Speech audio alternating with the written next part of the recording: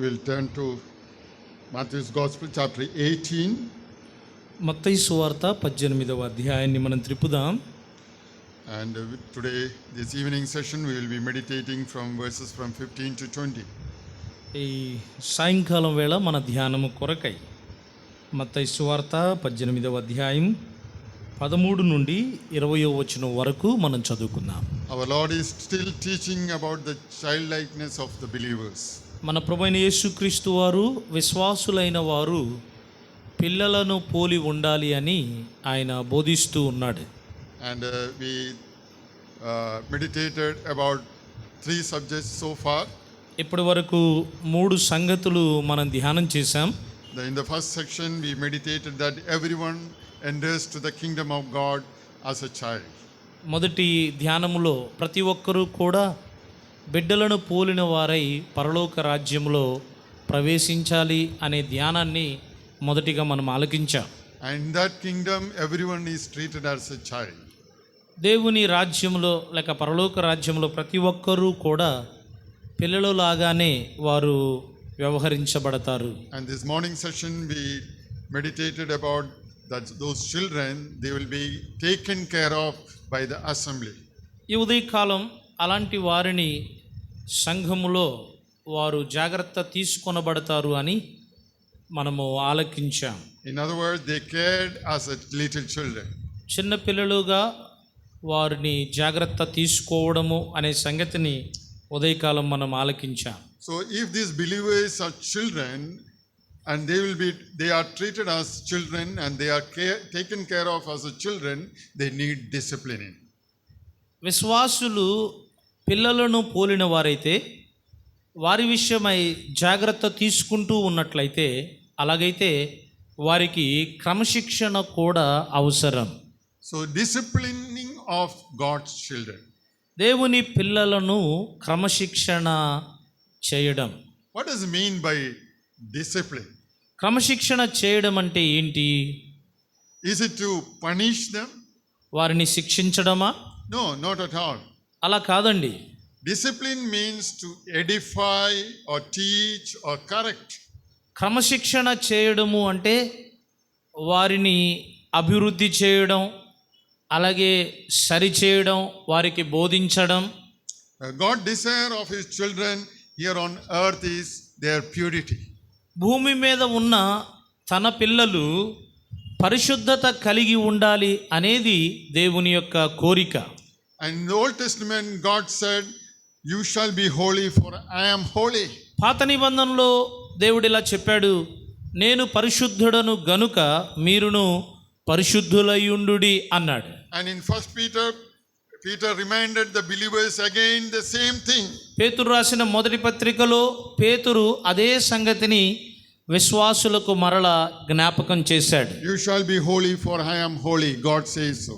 దేవుడు చెప్పిన ఆ సంగతి, నేను పరిశుద్ధుడను గనుక మీరును పరిశుద్ధులయుండుడి. So God is so concerned about the holiness of God's people. కాబట్టి దేవుని పిల్లలు వారు పరిశుద్ధతను కలిగి ఉండాలి. దాని విషయమై దేవుడు చాలా ఆలోచన కలిగిన వాడుగా ఉన్నాడు.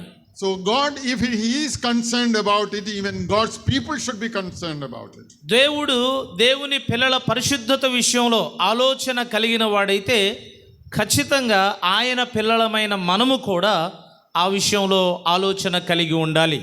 One church cannot preach and teach a message if they can't live in it. ఒక సంఘము పరిశుద్ధముగా జీవించకుండా వారు పరిశుద్ధతను గురించి ప్రకటించలేరు, బోధించలేరు. And they need to live that in the presence of God and even before the world. వారు దేవుని సన్నిధి ఎదుటను లోకము ఎదుటను పరిశుద్ధంగా జీవించాలి. But in many churches there are tolerance of sin in principle. అయితే చాలా సంఘాలలో పాపం అనే నియమాన్ని వారు సహిస్తూ ఉన్నారు. There is no tolerance of sin in principle. నియమాలలో మాత్రం పాపాన్ని సహించము అనే నియమాలు సంఘాల్లో ఉన్నాయి. But there is much tolerance it in practice. అయితే ఆచరణలో మాత్రం పాపాన్ని చాలా సహిస్తూ ఉన్నారు. So when preaching comes, it separated from the living. ప్రసంగము అనేది వచ్చినప్పుడు జీవితానికి ప్రసంగము అనేది వేరుగా ఉంటూ ఉంది. So it promotes hypocrisy. అది వేషధారణను కలిగిస్తూ ఉంది. It promotes hypocrisy instead of holiness. పరిశుద్ధతకు బదులుగా అది వేషధారణను కలిగిస్తూ ఉంది. And it corrupts church. అది సంఘాన్ని పాడు చేస్తూ ఉంది. And hence it grieves the Lord. అది ప్రభువుని కూడా ఇబ్బంది పెడుతూ ఉంది. And dishonor his word and his name. ఆయన నామానికి అలాగే ఆయన పేరుకు అపకీర్తి కలుగుతూ ఉంది. So we'll read that passage, Matthew's Gospel chapter 18 verses from 15 to 20. మత్తయి సువార్త 18వ అధ్యాయం 15వ వచనం నుండి 20వ వచనం వరకు ఉన్న భాగాన్ని మనం చదువుదాం. మత్తయి సువార్త 18వ అధ్యాయం 15 నుండి 20 వరకు చదువుదాం. మరియు నీ సహోదరుడు నీ ఎడల తప్పిదము చేసిన ఎడల నీవు పోయి నీవును అతడును ఒంటరిగానున్నప్పుడు అతడిని గద్దించుము. అతడు నీ మాట వినిన ఎడల నీ సహోదరుని సంపాదించుకొంటివి. అతడు వినని ఎడల 2-3 సాక్షుల నోట ప్రతి మాట స్థిరపరచబడినట్లు నీవు ఒకరిద్దరిని వెంటబెట్టుకొని అతని యొద్దకు పొమ్ము. అతడి వారి మాటయు వినని ఎడల ఆ సంగతి సంఘమునకు తెలియజెప్పుము. అతడు సంఘపు మాటయు వినని ఎడల అతనిని నీవు అన్యునిగాను సుంకరిగాను ఎంచుకొనుము. భూమి మీద మీరు వేటిని బంధింతురో అవి పరలోకమందు బంధింపబడును. భూమి మీద మీరు వేటిని విప్పుదురో అవి పరలోకమందును విప్పబడునని మీతో నిశ్చయముగా చెప్పుచున్నాను. మరియు మీలో 2 తాము వేడుకొను దేనిని గురించి అయినను భూమి మీద ఏకీభవించిన ఎడల అది పరలోకమందున్న నా తండ్రి వలన వారికి దొరుకునని మీతో చెప్పుచున్నాను. ఎలయనగా 2-3 నా నామమున ఎక్కడ కూడియుందురో అక్కడ నేను వారి మధ్య ఉందునని చెప్పెను. May the blessed Lord add his blessings upon the reading of his holy scripture. మన ధన్యుడైన ప్రభువు చదవబడిన ఆయన పరిశుద్ధ లేఖనాల మీద తన ఆశీర్వాదం ఉంచును గాక. Matthew's Gospel chapter 7 verse 1, it is a very familiar thing. The believers take it as an excuse. మత్తయి సువార్త 7వ అధ్యాయం 1వ వచనం అది చాలా సుపరిచితమైనటువంటి మాట. చాలామంది విశ్వాసులు ఆ మాటను తేలికగా తీసుకుంటూ ఉంటారు. There is written like this, do not judge or you too will be judged. తీర్పు తీర్చకుడి లేకపోతే మీరు కూడా తీర్పు తీర్చబడతారు అని చెప్పబడింది. And it is very much misinterpreted or misapplied. ఇది చాలా వరకు సరైన విధానములో బోధించబడడం లేదు, అన్వయించబడడం లేదు. And that verse is used to justify the tolerance of every sin. ప్రతి పాపమును సహించాలి అనే దానికి ఈ వచనాన్ని బోధిస్తూ అన్వయిస్తూ ఉన్నారు. And not only the sin, even the false teaching. పాపం మాత్రమే కాదు, అబద్ధ బోధలను కూడా సంఘాలలో సహిస్తూ ఉన్నారు ఈ వచనం ఆధారంగా. And it is under the guise of false love and false humility. తప్పుడు ప్రేమ, తప్పుడు దీనత్వముతో వాటిని సహిస్తూ ఉన్నారు. And that refuse to hold others into account. ఇతరులు వారు లెక్క చెప్పకుండా ఉండడానికి మనం పట్టుకున్నట్లుగా ఉన్నాం. And there is many people used to say live and let live. చాలా మంది ఏమంటారంటే మనం బ్రతుకుదాం బ్రతకనిద్దాం అంటూ ఉంటారు. It is not a biblical principle. బ్రతుకుదాం బ్రతకనిద్దాము అనేది వాక్యానుసారమైన నియమము కాదు. The entire thrust of the Sermon on the Mount is to show distinction between true faith and false faith. కొండ మీద ప్రసంగంలో యేసుక్రీస్తు ప్రభువారు బోధించిన సంగతులలో ముఖ్యమైన వ్యత్యాసం ఏంటి అంటే నిజమైన విశ్వాసం ఏంటో చెప్పాడు, అలాగే నకిలీ విశ్వాసం ఏంటో ప్రభు చాలా తేటగా చెప్పాడు. Or in other words, we could say between the spiritual truth and spiritual hypocrisy. అలాగే వేరే మాటల్లో మనం చెప్పుకోవాలి అంటే ఆ ఆత్మీయమైన సత్యాలు అలాగే వేషధారణతో కూడిన ఆత్మీయత. In Acts chapter 5, we see an incident in the New Testament, the first incident how God dealt with the sin. పాపము విషయములో దేవుడు ఎలా వ్యవహరించాడో అపోస్తల కార్యముల గ్రంథం 5వ అధ్యాయములో సంఘములో ప్రభు పాపాన్ని ఎలాగూ పరిగణించాడో సంగతులు మొట్టమొదట అక్కడ మనం చూస్తాం. There is, we read about a couple named Ananias and Sapphira. అక్కడ ఇరువురు భార్యాభర్తల గురించి మనం చదువుతాం. అననీయ సప్పీరా అనేవారు. They are part of the early church. వారు ఆదిమ సంఘములో పాలిభాగస్తులుగా ఉన్నారు. And in their case, God took disciplining in his own hand. వారి సమయములో దేవుడు తన సొంత హస్తాలతో ఆయన క్రమశిక్షణ చేయడం అక్కడ మనం చూస్తాం. What was their sin? What was the sin they committed? వారు చేసినటువంటి పాపం ఏంటి? Their sin was lying about what they had done. వారి పాపం ఏంటి అంటే వారు ఏదైతే చేశారో దానిని వారు అబద్ధముగా చెప్పడం. And that sin was not only against the church but against the God. ఆ పాపము కేవలం సంఘానికి విరోధంగా వారు చేసినది మాత్రమే కాదు, వారు దేవునికి విరోధంగా ఆ పాపం చేశారు. Paul reports in 1 Corinthians chapter 11 verse 30 like this. కొరింథీ మొదటి పత్రిక 11వ అధ్యాయం 30వ వచనంలో పౌలు ఇలా అన్నాడు, For this reason many are weak and sick among you. ఈ కారణం చేత మీలో అనేకులు బలహీనులను వ్యాధిగ్రస్తులనై ఉన్నారు అన్నాడు. And many sleep. అనేక మంది నిద్రిస్తున్నారు అన్నాడు. How? ఎలాగునా? As a result of gross immorality and disregard for the Lord's table. అపవిత్రత కలిగి ఉండటం ద్వారా, ప్రభు బల్లలో అపవిత్రముగా పాలు పంపులు పొందుట ద్వారా. God has not changed his attitude towards the sin. పాపం విషయంలో దేవుడు తన వైఖరిని మార్చుకున్నవాడు కాడు. And his attitude towards the sin and towards the purity in the church in the first century, it is even now it is the same. పాపము విషయంలో, పరిశుద్ధత విషయంలో దేవుని వైఖరి మొదటి శతాబ్దంలో ఎలాగ ఉందో ప్రస్తుతం కూడా ఆయన వైఖరి అలాగే ఉంది. So he is concerned for the holiness of his people even today. ఈ రోజు కూడా దేవుడు తన పిల్లల పరిశుద్ధత విషయంలో ఆయన ఆలోచన కలిగి ఉన్నాడు. Even when the church was born in the first century. మొదటి శతాబ్దంలో సంఘము ఆరంభమైన ఆ దినాల్లో కూడా. So sin has to be dealt with. కాబట్టి పాపము అనేది పరిగణించవలసినటువంటి విషయం. So it will, otherwise it will destroy both those who practice it and those who tolerate it. అలాగూ కాకపోతే ఎవరైతే ఆ పాపమును సహిస్తారో, ఎవరైతే ఆ పాపమును ఆచరిస్తారో అట్టి వారిని ఆ పాపము నాశనం చేస్తుంది. God may still use the supernatural ways to purge the sin in the church. సంఘములో నుండి పాపమును తొలగించడానికి దేవుడు అత్యధికమైనటువంటి పద్ధతులు ఆయన ఉపయోగిస్తూ ఉన్నాడు. But he has given the primary responsibility to the church now. అయితే పాపము మన మధ్య లేకుండా ఉండడానికి ప్రాథమికంగా బాధ్యతను దేవుడు సంఘానికి ఇచ్చాడు. Where the church tried to cover up the sins, the world ended up exposing it.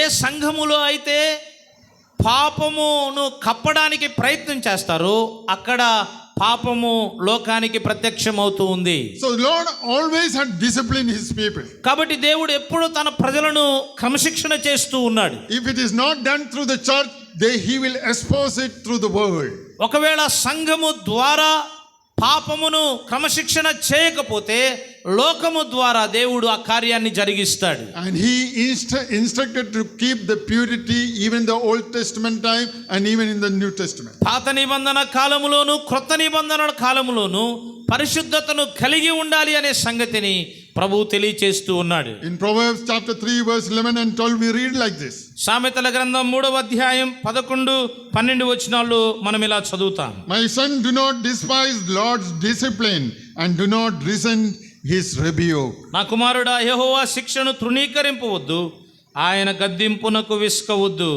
Because the Lord disciplines those he loves, as a father to the son he delights in. తండ్రి తనకిష్టుడైన కుమారుని గద్దించు రీతిగా యెహోవా తాను ప్రేమించు వారిని గద్దించును. When the church or the individuals receive the disciplining, that is the indication that God loves them. సంఘమైన లేక సంఘములో వ్యక్తులైన క్రమశిక్షణ చేయబడుతూ ఉన్నారు అంటే అది దేవుడు వారిని ప్రేమిస్తున్నాడు అనడానికి సూచన. The Hebrew writer quoted the same verses in Hebrews chapter 12. Hebrew పత్రిక 12వ అధ్యాయంలో హెబ్రీ గ్రంథకర్త అదే వచనాలను ఎత్తి వ్రాశాడు. After that we read like these verses from 7 to 11. 12వ అధ్యాయం 7 నుండి 12 వరకు మనం చదివినప్పుడు there it reads like this: endure hardship as discipline. ఆ క్రమశిక్షణను సహిస్తూ అనే మాటలు ఉన్నాయి. God is treating you as his children. దేవుడు తన పిల్లలుగా మిమ్మును పరిగణిస్తూ ఉన్నాడు. For what? Children are not disciplined by their father. తండ్రుల ద్వారా పిల్లలు క్రమశిక్షణ చేయబడరా? Then verse 8 it says like this: if you are not disciplined and everyone undergoes discipline, then you are not legitimate, not true sons and daughters at all. మీరు క్రమశిక్షణ చేయబడకపోతే లేక శిక్షలో పాలు పంపులు పొందకపోతే మీరు దుర్బీజులే కానీ కుమారులు కారు అన్నాడు. And thereafter 11th verse.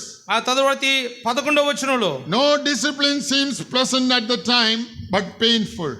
ప్రస్తుతం సమస్త శిక్షయు దుఃఖకరంగానే ఉంటుంది. But later on, however, it produces a harvest of righteousness and peace for those who have been trained by it. ఎవరైతే క్రమశిక్షణ ద్వారా శిక్ష చేయబడతారో వారికి ఆ తదుపరి అది నీతిని సమాధానకరమైన ఫలమునిస్తుంది అన్నాడు. The verses 15 to 20, the passage which we read, there are 5 elements are involved in the God's discipline. మనం చదివినటువంటి 15వ వచనం నుండి 20వ వచనం వరకు ఉన్న లేఖన భాగములో దేవుడు క్రమశిక్షణ చేయడంలో 5 విషయాలు ఉన్నాయి. Disciplining of sinning believers. పాపము చేసే విశ్వాసిని క్రమశిక్షణ చేయడం. The first element is the person who receives the discipline.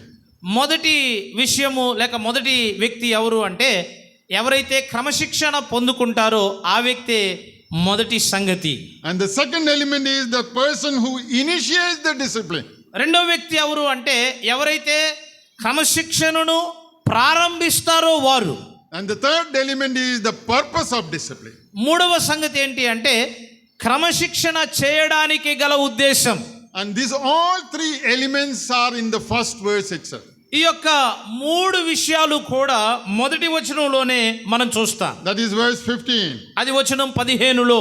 And verse 16 and 17 it speaks about the process and place of discipline. 16, 17 వచనాలలో క్రమశిక్షణ చేసే విధానం, ఆ విధానం ఎలాగో ఆ విధానాన్ని తెలియచేస్తూ ఉన్నాడు. And verse 18 to 20 it speaks about the authority of discipline. 18 నుండి 20 వచనాలలో క్రమశిక్షణ చేయడానికి గల అధికారము గురించి తెలియచేస్తూ ఉన్నాడు. And verse 15 once again we read, moreover if thy brother shall trespass against thee, go and tell him his fault between thee and him alone. వచనం 15లో నీ సహోదరుడు నీ ఎడల ఏ తప్పిదమైనను చేసిన ఎడల నీవు పోయి నీవును అతడును ఒంటరిగా ఉన్నప్పుడు అతనిని గద్దింపుము. There is the first element, it comes in the first words itself. It says that if your brother sins against you. ఆ మొదటి మాటలో ఇలా వ్రాయబడింది, నీ సహోదరుడు నీ ఎడల తప్పిదము చేసిన ఎడల. The person who receives the discipline is your brother. ఏ వ్యక్తి అయితే క్రమశిక్షణ చేయబడుతున్నాడో అతడు నీ సహోదరుడు. That brother in your assembly, in your church. ఆ సహోదరుడు నీ సంఘములో సహోదరుడిగా ఉన్నాడు. In some translation that last phrase is missing. If your brother sins, that's it.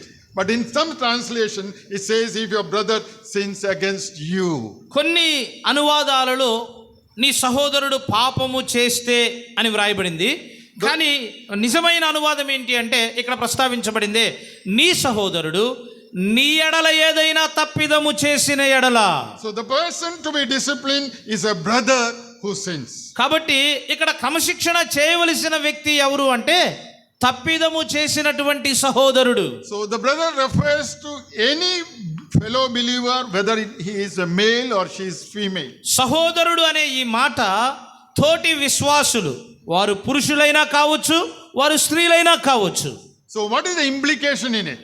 ఇక్కడ ఉన్నటువంటి ఆ ముఖ్యమైన సంగతి ఏంటి?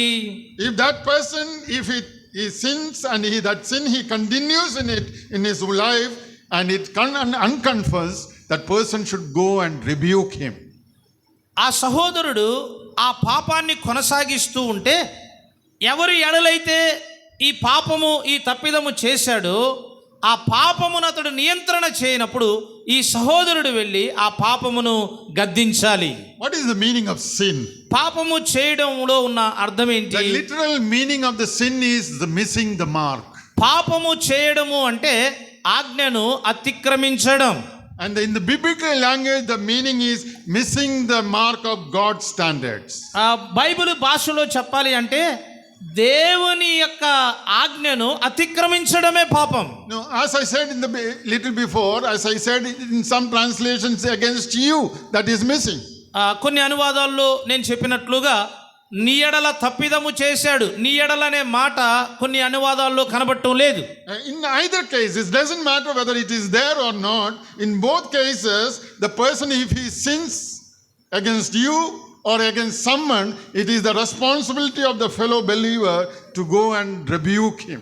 ఒకవేళ నీ ఎడలనే మాట వ్రాయబడినా రాయబడకపోయినా ఒక సహోదరుడు ఏదైనా తప్పిదము చేస్తే అతని దగ్గరకు వెళ్ళి అతన్ని గద్దించవలసిన బాధ్యత ఆ సహోదరుని యొక్క పాపమునకు గురైన వ్యక్తి. And not only to be rebuked, but also he needs to be forgiven if he repents. అతన్ని కేవలం గద్దించడమే కాదు, ఒకవేళ అతని పాపాన్ని గుర్తించి అతడు అంగీకరిస్తే అతన్ని క్షమించాలి కూడా. But what is the purpose of or the motive of this rebuking? ఈ వ్యక్తిని గద్దించడము వెనుక ఉన్నటువంటి ఉద్దేశం ఏంటి? That purpose should be it should be the restoration of that brother or sister to the holiness. ఆ సహోదరుణ్ణి నీవు గద్దించడానికి, హెచ్చరించడానికి దాని వెనుక ఉన్న ఉద్దేశం ఏంటంటే వారిని మరలా పరిశుద్ధతలోనికి తిరిగి తీసుకొని రావడం. It should never come from a vindictiveness. ఇది ఆ వ్యక్తిని బాధ పెట్టాలి అనే ఉద్దేశముతో గద్దించడం ఉండకూడదు. So he should manifest the spirit of love and forgiveness. ఏ వ్యక్తి అయితే గద్దిస్తున్నాడో ఆ వ్యక్తి ప్రేమను, క్షమాపణను ఆ వ్యక్తి ఎదుట కనపరచాలి. Even while he is rebuking, these qualities should be displayed. తప్పిదము చేసిన వ్యక్తిని, తప్పిదానికి గురైన వ్యక్తి గద్దించేటప్పుడు ఈ లక్షణము అనేది అతనిలో కనబడాలి. So this fellow believer, he should be deeply concerned about the spiritual damage caused in his dear brother. ఈ సహోదరుడు తన సహోదరునిలో జరిగిన ఆత్మీయమైన నష్టాన్ని గుర్తించేవాడుగా ఉండాలి. So when this rebuking should happen? ఎప్పుడు ఈ గద్దించడము అనేది జరగాలి? As soon as the offense is known to this person. ఎప్పుడైతే ఈ తప్పిదము ఎవరి మీద చేయబడిందో వారికి ఆ సహోదరుడు తప్పిదము చేశాడు అని తెలిసినప్పుడు అతన్ని వెళ్ళి గద్దించాలి. So that he can turn from sinning as soon as possible. అంటే గద్దించడం వెనక ఉన్న ఉద్దేశం ఏంటంటే ఎంత త్వరగా వీలైతే అంత త్వరగా అతడు తాను చేసిన తప్పిదము నుండి వెనుదిరగడం. The longer the sin continues, the more difficult to bring him back to holiness. ఎంత ఎక్కువగా అతడు ఆ తప్పిదములో కొనసాగుతాడో ఆ వ్యక్తిని పరిశుద్ధతలోనికి తీసుకురావడం అంత కష్టతరమవుతుంది. Every sin of a believer stains the entire fellowship. ప్రతి విశ్వాసి యొక్క పరిశుద్ధత లేక entire fellowship, it will damage the entire fellowship of the entire church. ప్రతి సహోదరుని యొక్క పాపము అనేది సంఘమంతటిని కూడా నష్టాన్ని కలిగిస్తుంది, వారి సహవాసానికి ఇబ్బందిని కలిగిస్తుంది. And it tarnishes the cause of Christ. అది క్రీస్తుకు కూడా కష్టతరంగానే ఉంటుంది. So the first element, the person who receives the discipline, that is if your brother, your own brother, your fellow believer. కాబట్టి ఈ క్రమశిక్షణ చేయడంలో మొట్టమొదటి సంగతి ఏది లేక ఎవరు అంటే నీ సహోదరుడే, నీ ఎడల తప్పిదము చేసిన వాడు. The second element in that verse is the person who initiates the discipline. ఇదే వచనంలో రెండవ సంగతి ఏంటి అంటే ఎవరైతే ఈ క్రమశిక్షణను ప్రారంభిస్తున్నాడో లేక గద్దించడం చేస్తున్నాడో ఆ వ్యక్తి రెండవ విషయముగా ఉన్నాడు. The second part of that verse says, go and tell him his fault between you and him alone. నీవు అతడును ఒంటరిగా ఉన్నప్పుడు అతని దగ్గరికి వెళ్ళి అతని తప్పిదాన్ని తెలియచేయమంటూ ఉన్నాడు. So Jesus was giving general instruction to his followers. యేసుక్రీస్తు ప్రభువారు సామాన్యమైన సూచన తన అనుచరులకు ఇస్తూ ఉన్నాడు. The person who is responsible to initiating the discipline is the any believer who is aware about his fellow believers' sin. ఏ వ్యక్తి అయితే ఈ యొక్క క్రమశిక్షణ చర్యను ప్రారంభిస్తూ ఉన్నాడో ఆ వ్యక్తి తోటి విశ్వాసుల యొక్క తప్పిదాలను ఎరిగిన వాడై ఉండాలి. So this discipline is not only the responsibility of church elders. క్రమశిక్షణ చేయడం అనేది కేవలం సంఘములో ఉన్న నాయకుల పని మాత్రమే కాదు, But every member is responsible for his brother. సంఘములో ఉన్న ప్రతి సభ్యుడు కూడా తప్పిదము చేసిన వ్యక్తిని క్రమశిక్షణ చేయడానికి బాధ్యులుగా ఉన్నారు. We know that our Lord asked Cain a question, where is your brother? మన ప్రభువు కయ్యూనును ఒక ప్రశ్న అడిగాడు, కయ్యూను నీ సహోదరుడు ఏడి అన్నాడు. And the Cain said, am I the keeper of my brother? కయ్యూను ఏమన్నాడు, నేను నా సహోదరునికి కావలివాడనా అన్నాడు. Yes, you are the keeper of your brother. సహోదరుడా, సంఘములో మనము మన తోటి సహోదరులకు కావలివారముగా ఉన్నాం. And how the rebuking should happen, how it should be, the verse says. ఈ వచనంలో గద్దింపు ఎలా జరగాలి, ఎలా గద్దించాలట. There it says the first confrontation of a sinning brother must be in private. నీవు రహస్యంగా అతనికి నీవు గద్దించాలి అన్నాడు. If the brother, the erring person confesses and repents, no further discipline is necessary. ఒకవేళ అతడు అంగీకరించి క్షమాపణ కోరితే ఇక ముందు అతనిని క్రమశిక్షణ చేయవలసిన అవసరము లేక గద్దించవలసిన అవసరము లేదు. And there is no one else ever be brought into this matter. ఇక ఈ విషయంలో ఏ వ్యక్తిని కూడా మనం తీసుకొని రాకూడదు. The more the person's sin is known and discussed by others, ఏ వ్యక్తి యొక్క పాపాన్ని అయితే ఇతరులు చర్చించుకుంటారో లేక మాట్లాడుకుంటారో it is easier for him to become resentful.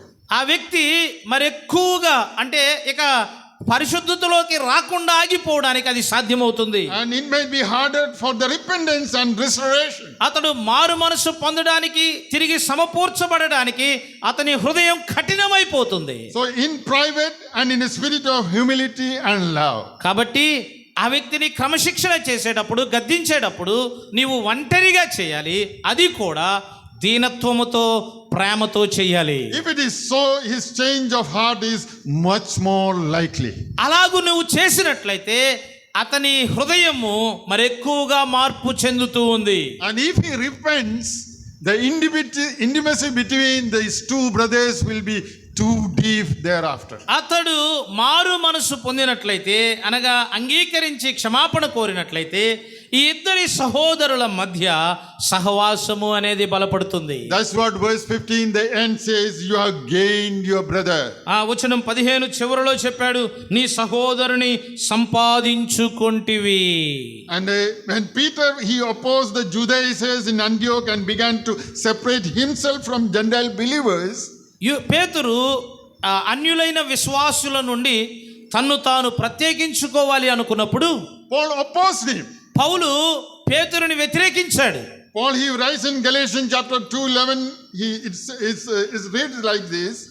Galatians chapter 2 verse 11. గలతీ పత్రిక 2వ అధ్యాయం 11వ వచనంలో పౌలు ఇలా వ్రాస్తూ ఉన్నాడు, I opposed him into his face because he stood condemned. ఇదిగో అతను వచ్చిన వెంటనే నేను అతన్ని వ్యతిరేకించాను, ఎదిరించాను అని ముఖాముఖిగా ఎదిరించానని పౌలు అంటున్నాడు. Think about Peter, who is he, and Paul, what is he now? చూడండి, పేతురు ఎక్కడా, పౌలు ఎక్కడా.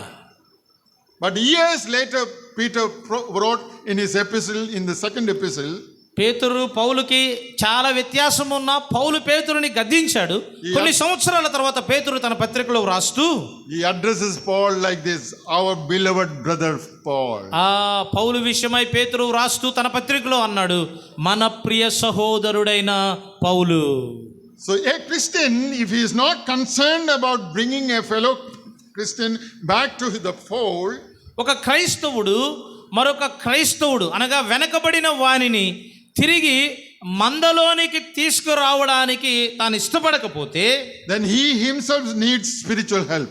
అప్పుడు ఆ వ్యక్తే ఆత్మీయమైన సహాయాన్ని అక్కర కలిగిన వాడుగా ఉన్నాడు. A spiritual Christian never condemns or justifies a sinning brother. ఒక ఆత్మీయమైన క్రైస్తవుడు పాపము చేస్తున్న సహోదరుని చూచి అతనికి శిక్ష విధించడు, అతనికి తీర్పు తీర్చడు.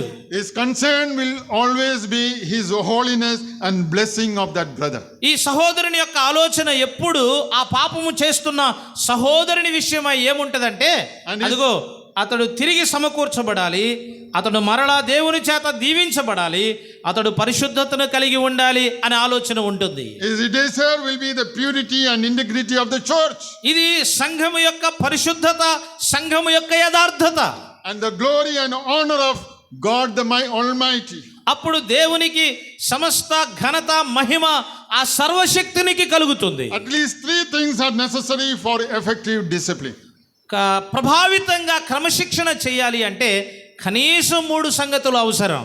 One is willingness to go and reprove. ఒకటి, ఆ వ్యక్తి దగ్గరికి వెళ్ళి ఆ వ్యక్తిని గద్దించడానికి ఇష్టపడాలి. The sinning brother, meet him in private. ఆ పాపము చేస్తున్న సహోదరుణ్ణి రహస్యంగా కలుసుకోవాలి. Unwillingness to meet him is a kind of hatred toward him. ఇదిగో అతను తప్పు చేస్తున్నాడు నా ఎడల, ఆ వ్యక్తి దగ్గరికి వెళ్ళి నేను కలుసుకోకూడదు అని అనుకుంటున్నాను అంటే, వెళ్ళకూడదు అని ఇష్టపడుతున్నాను అంటే, అది ఆ సహోదరుని నా హృదయంలో ద్వేషించడమే. Sometimes some people are too loving to rebuke his brother. కొన్నిసార్లు కొద్దిమంది ప్రజలు తమ సహోదరులను గద్దించడానికి ఎంతో ప్రేమ కలిగి ఉంటారు. But let me tell you, you are simply deceived. అయితే ఈ మాట చెప్పనివ్వండి, అలాగూ నీవు చేస్తే నీవు మోసపోతూ ఉన్నావు. So the love tolerates sin is not love. పాపమును సహించే ప్రేమ కాదు అంటాను. But it is worldly and selfish sentimentality. అది ఈ లోక సంబంధమైన స్వార్థపూరితమైనటువంటి భావ జాలముతో కూడినది. To preach love apart from God's holiness is to teach something other than God's love. దేవుని పరిశుద్ధతను కాకుండా వేరుగా నీవు ప్రేమిస్తూ ఉంటే నిజంగా దాన్ని దేవుని పరిశుద్ధతను అసహించుకోవడమే. So belief in a God who is all love but no wrath, it is idolatry. ఆ దేవుని మీద ప్రేమ కలిగిన వాడు అని నమ్ముతూ ఆ ప్రేమను కనపరచకపోతే అది విగ్రహారాధనే. All grace but no justice. కృపను చూపుతున్నాం కానీ న్యాయం ఉండడం లేదు. No, all forgiveness but no condemnation, that is idolatry. ఆ క్షమించడం లేదు, అలాగే శిక్షించడం లేదు అంటే అది విగ్రహారాధన. It is a worship of false god invented by man. మనుషుల ద్వారా రూపొందించబడిన దేవతలను పూజించడం. The second quality to rebuke a brother is the zeal within him. ఒక సహోదరుని గద్దించడంలో రెండవ లక్షణం ఏంటంటే అతని విషయంలో ఆసక్తిని కలిగి ఉండాలి. That is exactly our Lord did when he reached the temple, how he acted to chase the merchants in the temple. మన ప్రభువైన యేసుక్రీస్తు వారు ఆయన యెరూషలేము దేవాలయానికి వెళ్ళినప్పుడు అక్కడ వ్యాపారం జరుగుతూ ఉండగా ఆయన ఎలా క్రమశిక్షణ చేశాడో మనం అక్కడ చూస్తాం. When that passage is narrated in John's Gospel chapter 2 verses 13 to 16, and there it is mentioned, the disciples remembered, zeal for your house will consume me. That's what happened in the mind of our blessed Lord. యోహాను సువార్త 2వ అధ్యాయంలో ఆ భాగము రాయబడినప్పుడు నీ ఇంటిని గురించిన ఆశ నన్ను భక్షించుచున్నది అనే మాటలు శిష్యులు జ్ఞాపకం చేసుకున్నారు. And that quality in a person should be his own personal purity. ఆ మూడవ లక్షణం ఏమై ఉండాలి అంటే తన సొంత పరిశుద్ధత. A believer who is not concerned about his own purity will have no righteous zeal to help his fellow believer. ఏ విశ్వాసి అయితే తన సొంత పరిశుద్ధత విషయంలో ఆలోచన జాగ్రత్త కలిగి ఉండడో అతడు తన తోటి సహోదరుని యొక్క తప్పిదమును గద్దించడానికి కానీ హెచ్చరించడానికి కానీ అతనికి ఏమాత్రం అధికారం లేదు. To such believers our Lord says, Matthew's Gospel chapter 7 verses 3 to 5, why do you look at the speck of sawdust in your brother's eye and pay attention to the plank in your own eye? Matthew's Gospel chapter 7 verse 3.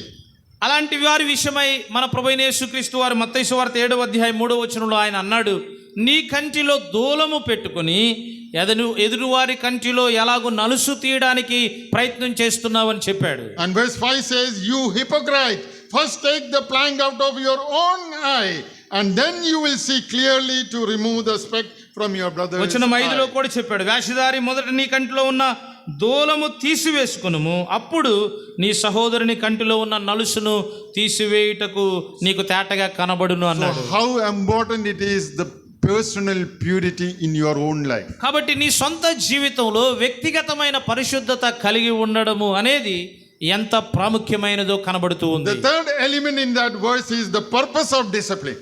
ఈ వచనంలో మూడవ ముఖ్యమైన సంగతి ఏంటి అంటే And the last, క్రమశిక్షణ చేయడానికి గల ఉద్దేశం. the last part of the verse 15 says, if he hears you, you have gained your brother.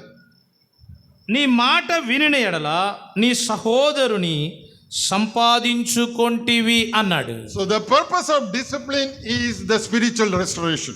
క్రమశిక్షణ చేయడం వెనక ఉన్న ఉద్దేశం ఏం కావాలి అంటే ఆ వ్యక్తిని ఆత్మీయమైన స్థితికి తిరిగి సమకూర్చడం.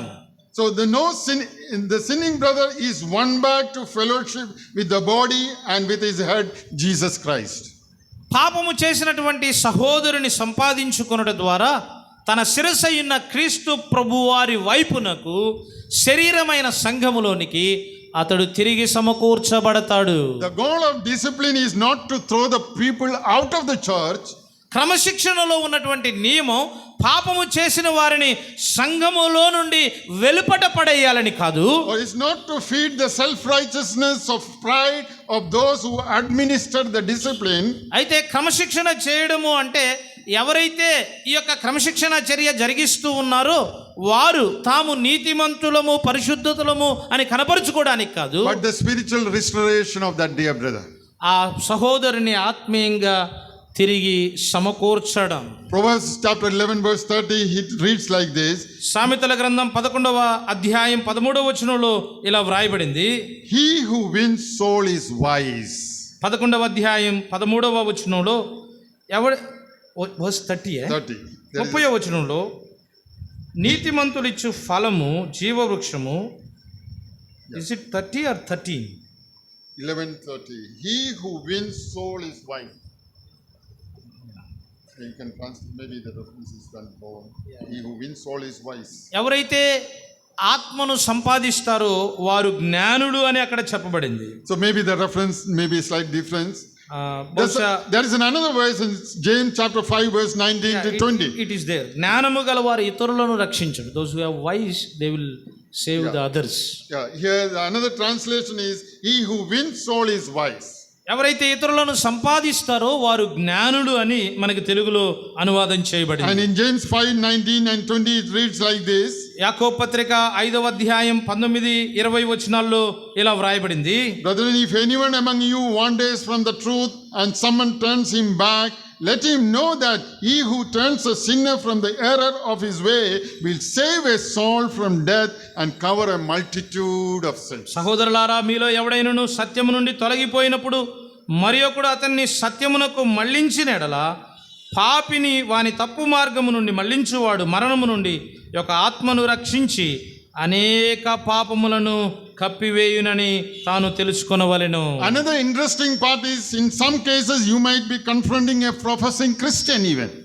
కొన్ని స్థలాల్లో నీ ఒక ప్రవచించే లేక వాక్యము చెప్పే క్రైస్తవుడు కూడా అవుతావు. And he is not even saved. అతడు ఇంకా రక్షించబడిన వాడే కావచ్చు. And your discipline act or rebuking it may lead to admission of that sinner of his own sin and bring him back to true conversion. నీవు ఆ వ్యక్తిని గద్దిస్తున్నప్పుడు క్రమశిక్షణ చేస్తూ ఉన్నప్పుడు అతడు ఆ పాపము నుండి వెనుదిరిగి పరిశుద్ధతలోనికి రావడానికి సాధ్యమవుతుంది. Here our Lord says, if he hears you, you have gained your brother. ఇక్కడ ప్రభు అంటూ ఉన్నాడు, అతడు గనక నీ మాట వింటే అతనిని నీవు సంపాదించుకుంటావు అంటూ ఉన్నాడు. You gained or you won your brother. It's a commerce term. నీవు ఆ సహోదరుని సంపాదించుకుంటావు, అతన్ని గెలుస్తావు అంటూ ఉన్నాడు. It is referring to the financial gain or profit. ఇది ఆర్థిక పరమైనటువంటి లాభము దానిని సూచిస్తూ ఉంది. Refers to gaining back of something of value which is lost. ఏదైతే కోల్పోయామో కోల్పోయిన దానిని తిరిగి సంపాదించుట అనే సంగతిని సూచిస్తూ ఉంది. What was that valued person? He was a sinning brother. ఆ విలువైనటువంటి వ్యక్తి ఎవరు? పాపము చేసినటువంటి సహోదరుడు. And Jesus taught in the lost sheep parable this morning, we saw it. ఈ ఉదయకాలం కూడా మనం చూసాం. యేసుక్రీస్తు ప్రభువారు తప్పిపోయిన గొర్రె నుండి ఆయన సంగతిని తెలియచేశాడు. God highly values every one of his children. దేవుడు తన పిల్లలైన ప్రతి ఒక్కరిని కూడా ఉన్నతమైన విలువ వారికి ఆపాదించాడు. Verse 14 of this chapter we meditated this morning. ఈ ఉదయకాలం 18వ అధ్యాయం 14వ వచనం నుండి ఆ సంగతిని మనం ధ్యానం చేశాం. So every person who has become one with the great shepherd should have reflect the same shepherd heart.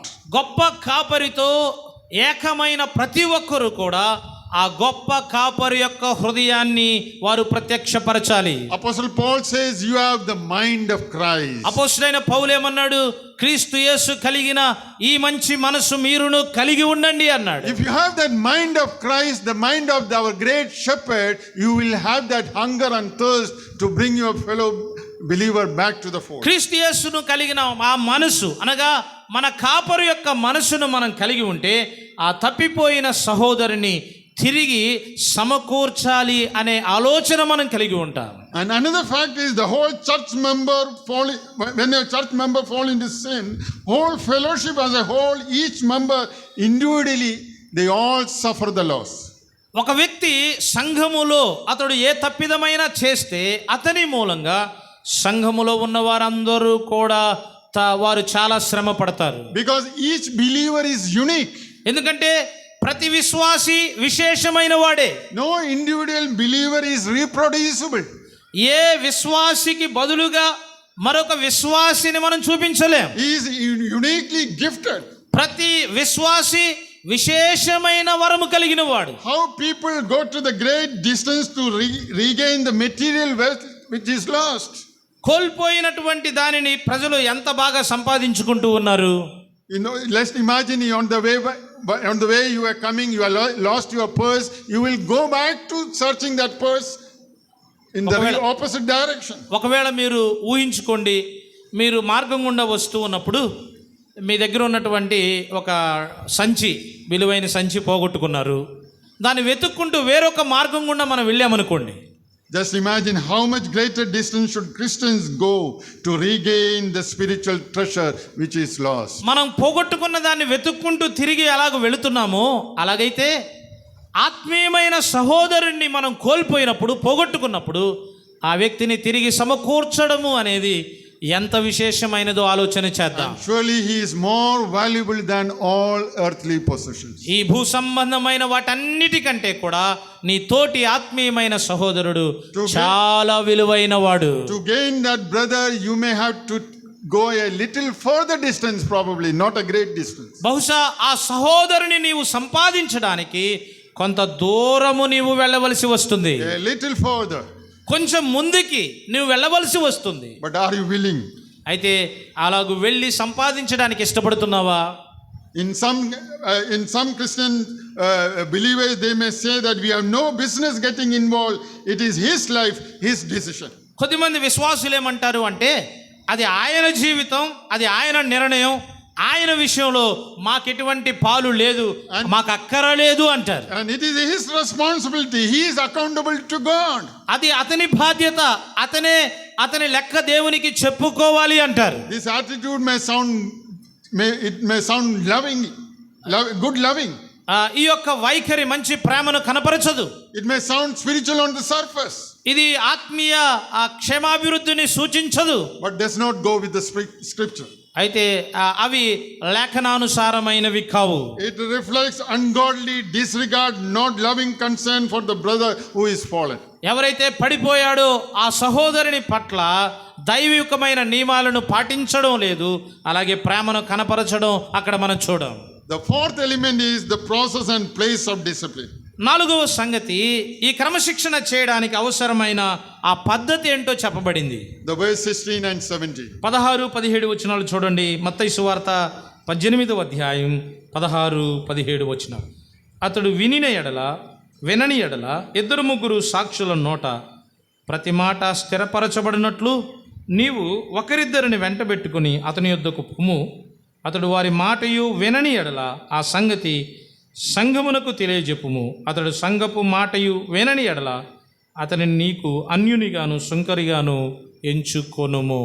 As already we discussed, the rebuking or discipline begins with the individual believer going privately to his fellow believer. మొట్టమొదటే మనం చెప్పుకున్నాం, ఒక సహోదరుడు తప్పిదం చేస్తే ఆ వ్యక్తిని క్రమశిక్షణ చేసేది అది ఒంటరిగా అతడును నీవు ఉన్నప్పుడు మొదట నీవు గద్దించాలి అని మనం ఆలకించాం. And rebuking him with a shepherd's heart.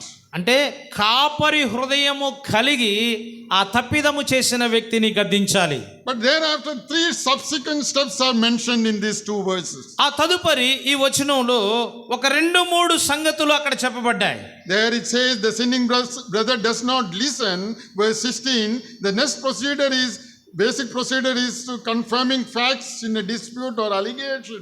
Take 2 more brothers, 1 or 2 more brothers along with you and confront him. అతడు వినకపోతే నీవు ఒంటరిగా వెళ్ళి గద్దించావు, నువ్వు వినలేదు కాబట్టి అతన్ని నీవు పాపం విషయంలో గద్దించడానికి నీతో పాటు మరిద్దరు వ్యక్తులను సహోదరులను వెంట పెట్టుకుని వెళ్ళమంటూ ఉన్నాడు. This is the method Moses suggested in Deuteronomy chapter 19 verse 15. ద్వితీయోపదేశకాండం 19వ అధ్యాయం 15వ వచనంలో మోషే ఇదే పద్ధతిని అక్కడ తెలియజేశాడు. Every Jew knew about it. ప్రతి ఒక్కరికి ఆ సంగతి తెలుసు. That it is an important protection for the accuser for the false accusation. నేరం మోపిన వారు కొన్నిసార్లు అబద్ధ సాక్ష్యము చెప్పడానికి అవకాశం ఉంటుంది. These 2-3 witnesses become necessary not only to confirm that sin, but also to confirm that sinning believer may properly rebuke, he has or he or not repented. అతని యొక్క పాపమును గద్దించడానికి కనీసము 2 సాక్షులు అక్కరేగా ఉన్నారు. మాత్రమే కాదు, అతన్ని గద్దించడానికి కూడా 2 వెళితే అది క్షేమకరంగా ఉంటుంది. And that 1 or 2 brothers need not to go public to witness against him. 1-2 సహోదరులు అతన్ని బహిరంగంగా గద్దించడానికి వెళ్ళవలసిన అవసరత లేదు. And that 2-3 brothers need not to go before the church. ఆ 2-3 సంఘమంతటికి కనబడుతూ సంఘానికి తెలియచేసి వెళ్ళాల్సిన అవసరం లేదు. Paul also charged Timothy regarding this in 1 Timothy chapter 5 verse 19 and 20. Timothy మొదటి పత్రిక 5వ అధ్యాయం 19-20 వచనాల్లో పౌలు కూడా ఈ సంగతిని తిమోతికి తెలియచేస్తూ ఉన్నాడు. Verse 19 we read like this, do not receive an accusation against an elder except from 2 or 3 witnesses. 2-3 సాక్షులు లేకుంటే ఒక పెద్ద మీద దోషారోపణ అంగీకరించవద్దు అన్నాడు. The second stage of discipline therefore to take 1 or 2 more witnesses along with you. కాబట్టి ఒక వ్యక్తిని క్రమశిక్షణ చేయడానికి 2వ మెట్టు ఏంటి అంటే నీతో పాటు 1-2 సహోదరులను వెంట పెట్టుకుని తీసుకొని వెళ్ళాలి. So the first rebuking is completely private. మొదటిసారి తప్పిదము చేసిన వ్యక్తిని గద్దించడం అనేది పూర్తిగా అది రహస్యంగా చేయాలి, వ్యక్తిగతంగా చేయాలి. The second is semi-private. రెండవది కొంత 2-3 సాక్షుల ద్వారా క్రమశిక్షణ చేయాలి. And if that doesn't succeed, the third part is to be public before the church. అది కూడా జరగకపోతే అంటే అప్పుడు కూడా తాను వినకపోతే అప్పుడు సంఘము ఎదుట దాన్ని తెలియచేయాలి అని 3వ మెట్టు చెప్పాడు. That's what we read in verse 17. 17వ వచనంలో ఆ సంగతిని మనం చూస్తూ ఉన్నాం. The whole church is responsible to call that person back to repentance. ఆ వ్యక్తిని మారు మనసు పొందమని తెలియచేసే బాధ్యత ఈ 3వ మెట్టులో సంఘమంతటి బాధ్యత. So this great passage also indicates the place for discipline is within the church. ఈ యొక్క భాగము ఈ సత్యాన్ని కూడా తెలియచేస్తుంది. అదేంటంటే ఒక వ్యక్తిని క్రమశిక్షణ చేయవలసినది సంఘము లోపలే. Or the meaning congregation or the assembly. లేక సమూహము ఎదుట లేక సంఘము ఎదుట. Here the church refers in a group of redeemed people who assemble in his name. ఎవరైతే తన నామములో విమోచించబడిన జనాంగముగా ఉన్నారో వారే ఆ సంఘం. That is what mentioned in verse 20. వచనం 20లో అదే ప్రస్తావించబడింది. There is raised where 2 or 3 are gathered together in my name, there am I in the midst of them. ఎక్కడ 2-3 నా నామమున కూడి ఉంటారో అక్కడ వారి మధ్య నేను ఉంటాను అన్నాడు. So if that also he doesn't listen, then the final step is to expel him. అప్పుడు కూడా అతడు వినకపోతే అతనిని అన్యునిగా సుంకరిగా ఎంచమన్నాడు. అది 4వ లేక చివరి మెట్టు. And before that, let me tell you one more thing. It is not justified taking church discipline to a secular court. ఈ విషయం నన్ను చెప్పనివ్వండి. అతన్ని అన్యునిగాను సుంకరిగాను ఎంచడము అంటే అతను చేసిన తప్పిదాన్ని బయట లోకములో ఉన్నటువంటి కోర్టులకు న్యాయస్థానాలకు తీసుకొని వెళ్ళడం కాదు. Paul, he mentioned this in Corinthians, 1 Corinthians chapter 6 verses 1 to 3. We are not going to read it. కొరింథీ మొదటి పత్రిక 6వ అధ్యాయం మొదటి 3 వచనాల్లో పౌలు ఆ సంగతిని తెలియజేశాడు. And verse 17, the second part says the final step, church discipline for expulsion. 17వ వచనంలో అతను అన్యునిగాను సుంకరిగాను ఎంచుకొనుము అన్నాడు.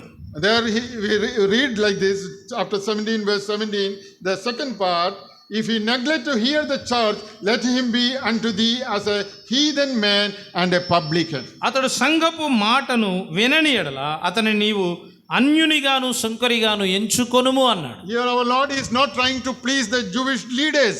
ఇక్కడ మన ప్రభు యూదా నాయకులను సంతృప్తి పరచడం లేదు. Because they hate Gentiles and tax collectors. ఎందుకంటే వారు అన్యులను యూదులు అసహించుకునేవారుగా ఉన్నారు. But our Lord came to save all men, including the tax collectors, including the Gentiles.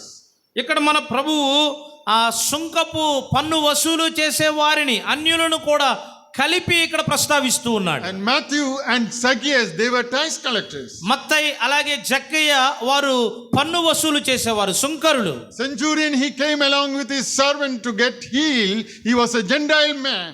తన సేవకునితో పాటు యేసు ప్రభు వారి దగ్గర స్వస్థత పొందడానికి వచ్చిన శతాధిపతి ఆయన ఒక అన్యుడు. So what does it mean when Jesus says, our Lord says, let him be a Gentile and tax collectors for you? అతనిని అన్యునిగాను సుంకరిగాను ఎంచుకొనుము అంటే వాస్తవానికి ప్రభు ఏం తెలియచేస్తూ ఉన్నాడు? Jesus' point was that a believer who persists unrepentant and to put out of the church treated as an unbelieving, unrepentant outsider. ఒక విశ్వాసి తాను వ్యక్తిగతంగా అలాగే ఇద్దరు సాక్షుల ద్వారా అలాగే సంఘము ద్వారా క్రమశిక్షణ చేయబడినప్పుడు అతనిని అన్యునిగాను సుంకరిగాను ఎంచు అంటే అతడు అసలు మారు మనసే పొందలేదు అని అర్థం. In Corinthian church, one man refused to forsake the wrong relationship. కొరింథీ సంఘములో ఒక వ్యక్తి తాను తప్పుడు సంబంధాన్ని కలిగి ఉన్నాడు, దాన్ని విడిచిపెట్టడానికి అంగీకరించడానికి ఆయన ఒప్పుకోలేదు. And Paul commanded the church to remove him from their midst. పౌలు సంఘముతో ఏమి ఆజ్ఞాపించాడు? వారి మధ్య నుండి అట్టివానిని వెలివేయమని ఆజ్ఞాపించాడు. And that man's influence described as a leaven. అంటే దాని అర్థం ఏంటి? అతను అన్యునిగా లేక పులిసిన పిండిగా ఎంచబడ్డాడు. And it will corrupt the moral sensitivity of the entire church. ఇది సంఘము యొక్క నైతికతను సూచించేదిగా ఉంది. And Paul further explains in the same chapter 5 verse 9 to 13, separation from a sinning believer is more radical, more fundamental than separation from a sinful unbeliever. 5వ అధ్యాయం 19వ వచనం నుండి పౌలు జ్ఞాపకం చేస్తూ ఉన్నాడు, ఒక పాపము చేసిన వ్యక్తి నుండి తమ్మును తాము ప్రత్యేకించుకొనుట అనేది చాలా అవసరమైనది అని చెప్తూ ఉన్నాడు. So the purpose of putting the brother out from the assembly or the church is to protect the purity of the fellowship. ఒక సహోదరుణ్ణి అనగా తప్పిదము చేసిన వ్యక్తిని ఇన్నిసార్లు గద్దించిన తర్వాత కూడా అతడు మారు మనసు పొందకపోతే అతన్ని వెలివేయమన్నాడు, లేక అన్యునిగా సుంకరిగా ఎంచమన్నాడు. ఎందుకు అంటే సంఘము యొక్క క్షేమము కొరకు అనగా సంఘము యొక్క పరిశుద్ధత కొరకు. And to give a testimony of righteousness to the watching world. గమనిస్తున్నటువంటి లోకానికి ఒక నీతి అయిన సాక్ష్యాన్ని కనపరచడానికి. But that discipline doesn't end there. అయితే ఆ క్రమశిక్షణ అక్కడ ఆగిపోదు. That discipline should proceed further. ఆ క్రమశిక్షణ అనేది ఇంకా ముందుకు కొనసాగాలి. It should not end until that brother is repented or until he died. ఆ సహోదరుడు ఒకవేళ తాను మారు మనసు పొందేంత వరకు మనము క్రమశిక్షణ చేయాలి, లేక తాను మరణించేంత వరకు కూడా మనము క్రమశిక్షణ చేయాలి. So the purpose is not for expulsion. కాబట్టి ఉద్దేశము అతన్ని బహిష్కరించడం కాదు, not to punish, లేకపోతే అతన్ని శిక్షించడం కాదు, but to awaken him and in a humble love and never in a spirit of self-righteousness. అయితే అతనిని మెలకువ చేయడం. Apostle Paul says, do not regard him as an enemy, but admonish him as a brother. పౌలు అంటాడు, అతన్ని నీవు శత్రువుగా ఎంచవద్దు, అతన్ని సహోదరునిగా భావించు అంటాడు. I'll stop here. ఇక్కడ నేను ముగిస్తాను. If God willing, we will continue the same thing tomorrow. ప్రభు చిత్తమైతే ఇదే అంశాన్ని రేపు కూడా మనం So కొనసాగిద్దాం. it is a church discipline, a fellow believer's discipline to responsibility to discipline his fellow believer. కాబట్టి తోటి సహోదరులు నీ ఎడల తప్పిదము చేసినప్పుడు అతని క్రమశిక్షణ చేయడము అనేది ఇది సంఘము యొక్క బాధ్యత. It is local assembly's responsibility. ఇది స్థానిక సంఘము యొక్క బాధ్యత. And the person who is disciplined, he should take it wholeheartedly when the person who approach him with a pure love and a heart of restoration. ఏ వ్యక్తి అయితే ఈ క్రమశిక్షణ చేయడానికి మొదటి అడుగు వేస్తాడో అతడు హృదయపూర్వకంగా ముందుకు వెళ్ళాలి, అది కూడా ప్రేమతో అతడు ముందుకు వెళ్ళాలి. You are the keeper of your brother. నీవు నీ సహోదరునికి కావలివానువిగా ఉన్నావు.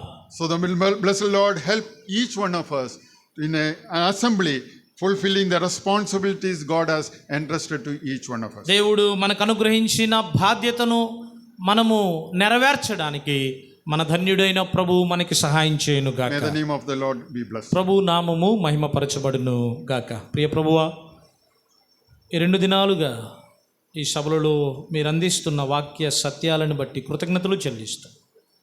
వాక్యం అందించిన మీ దాసులను బలపరిచి ఇంకను రానున్న దినాల్లో మీ మహిమ కొరకు ఉపయోగించమని, ఇప్పుడు మాట్లాడవలసిన మీ దాసులను కూడా బలపరిచి ఉపయోగించమని క్రీస్తు యేసు నామములో కృతజ్ఞతలు చెల్లించి ప్రార్థిస్తూ ఉన్నాము తండ్రి.